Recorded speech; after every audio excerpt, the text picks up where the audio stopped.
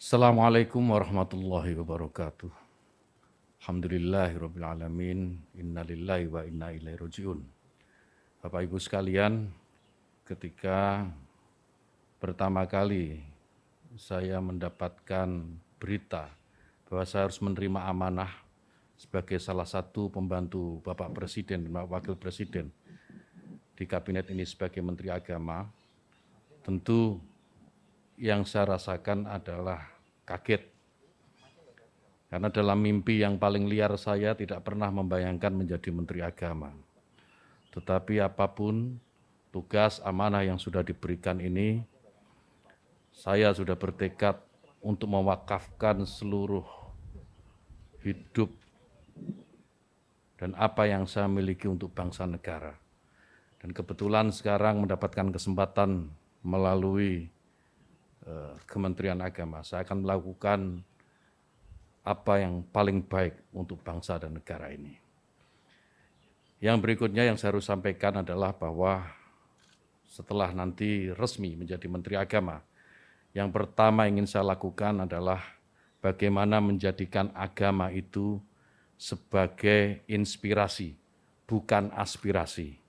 Artinya apa? Bahwa agama sebisa mungkin tidak lagi digunakan menjadi alat politik, baik untuk menentang pemerintah maupun merebut kekuasaan, atau mungkin untuk tujuan-tujuan yang lain.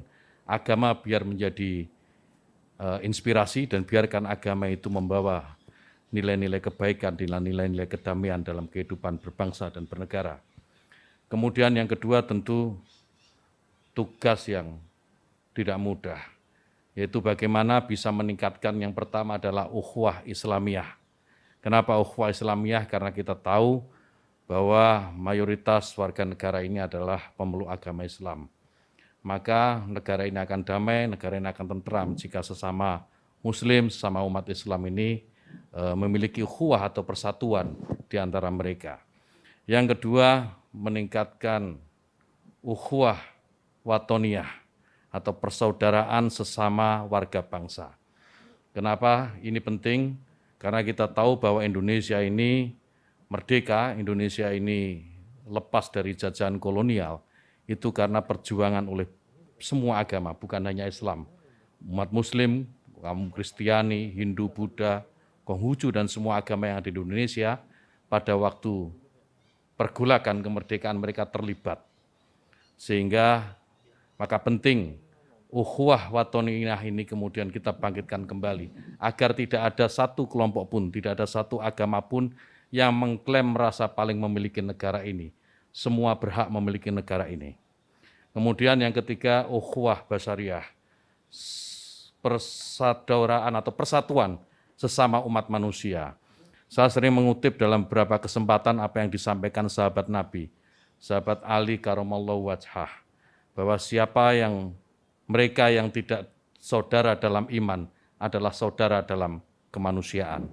Ini saya kira penting untuk menjadi kesadaran bagi seluruh warga bangsa ini. Jika ini dilakukan, maka saya meyakini ke depan Indonesia ini akan jauh lebih tentram dan pembangunan yang tadi sudah disampaikan oleh beberapa calon menteri tadi, itu akan lebih mudah untuk diwujudkan.